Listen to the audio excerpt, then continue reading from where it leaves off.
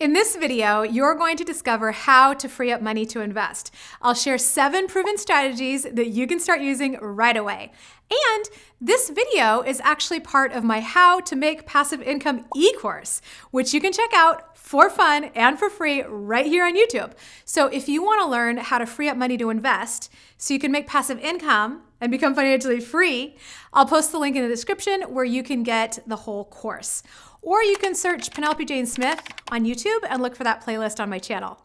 Now, assuming you've implemented the action steps from earlier videos in this course, you've laid a firm foundation for financial freedom, you've set up your systems for investing consistently, and now one of the ways to reach your financial freedom goals even faster is to free up more money to invest. Sometimes the quickest and easiest way to get more money to invest is just not spend it on something else. A penny saved is a penny earned, right? I mean, for you to invest $1,000 in after-tax money, how much do you need to make? If you pay 30% in taxes, you need about $1,429 before tax, right? If you're in business for yourself, how much stuff do you need to sell to have $1,429 in net profit? In my business, I would need to sell and deliver over $5,000 worth of programs, products, services to get to $1,429 in net profit and $1,000 in after-tax income. Sometimes it's easier to just not spend the $1,000, invest it instead, and tap the like button for the YouTube algorithm. So in this video, we're going to focus on how to free up money to invest by saving money. And in my next video, we'll do a deep dive on how to boost your income so you can invest more. If you've seen the earlier videos in this course, hopefully you've already implemented the first 2 ninja strategies I'm going to share, but let me do a super quick laser review just in case. Strategy number 1 is to create a separate savings account just for investing. The purpose of this account is to allow you to temporarily park money there that's on its way to being invested in other things without accidentally spending it on something else. Strategy number 2 is to set up an automatic transfer into your investment account. Research shows that people who have money automatically deposited increase their savings by 81% a year. It's okay to start small and then increase the amount over time. Now, once you have those systems in place, strategy number 3 is to plug the money leaks in your current spending patterns. And when you save money on a regular monthly expense, add the amount you saved to your auto transfer so that money actually gets invested instead of just spent on something else. A good place to start is by getting an idea of what your current spending habits are now. If you're not already tracking your spending, you might want to consider setting up a free account with mint.com because it'll pull all the information from your various accounts, download the last 3 months of expenses, and help you categorize them. Then once you've seen where all your money is going for the last 3 months, well, that's where the fun starts. I encourage you to approach this like a treasure hunt and look for money leaks, places where you're spending money that really aren't necessary and don't give you a lot of joy or fulfillment. My marketing director, Beacon, noticed that he was spending almost $1,200 a month on food. He was having his groceries and all of his takeout delivered, and he was getting takeout like 3 or 4 times a week without really thinking about it. Now, first of all, restaurant food is typically 4 to 10 times more expensive than cooking at home, and then getting it delivered can almost double the price sometimes. In terms of groceries, the delivery services won't tell you this, but they mark up the prices before they start adding in their fees and driver tips. Now, Beacon still wanted things delivered, so he found a meal kit delivery service that would send him 6 servings a week for only $60, which replaced his expensive restaurant and grocery delivery habit. Now he has this meal kit service, and that saved him over $600 a month. I encourage you to look through your current spending and see if there's anything that makes you think, wow, I can't believe I'm spending so much money on this. That's probably a big money leak. Another example is you can often save money on your insurance rates just by calling around and shopping for insurance, which lets you keep more of your money without decreasing your lifestyle at all. If you have cable, maybe consider canceling that if you're not really using it, or even canceling it temporarily to free up money for investing. According to decisiondata.org, the average cable package in the United States is about $217 a month. That adds up fast. Once you've scanned your current spending for big, obvious money leaks, take another pass and see where you can cut back on little money leaks that add up. Like, can you switch to a cheaper cell phone plan?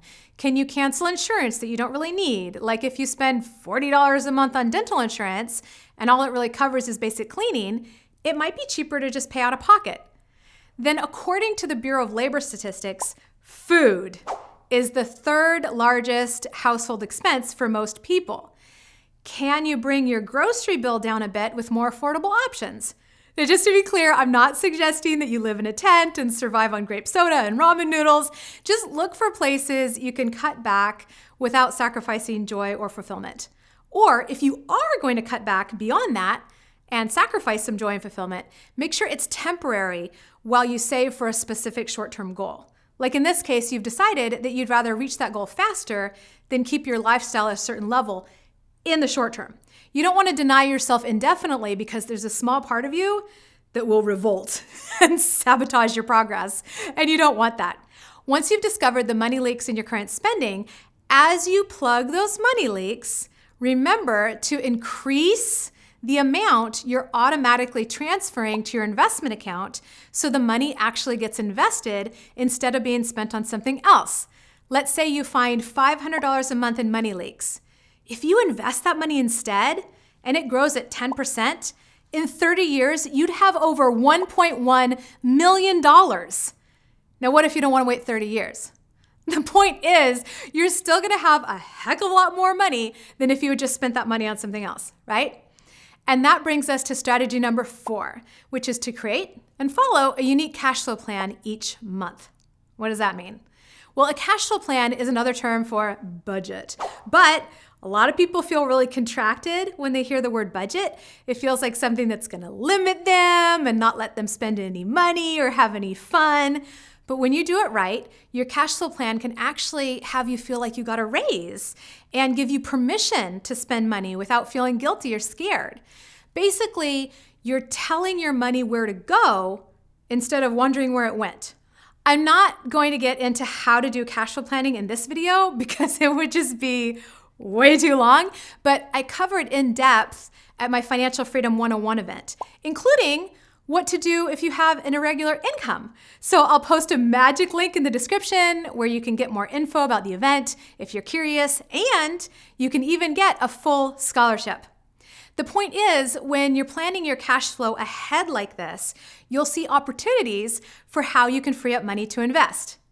Then strategy number 5 is to make a note on your phone to transfer any money you unexpectedly save or decide to save. So I have a note on my iPhone called Transfers. So if I go to the grocery store and it says, you saved $11 on my receipt, I make a note to actually transfer that $11 to my investment account. If I'm ordering takeout with my husband and I decide to order something cheaper than I normally get because I'd rather save money and invest the difference, I'll make a note to actually transfer that money.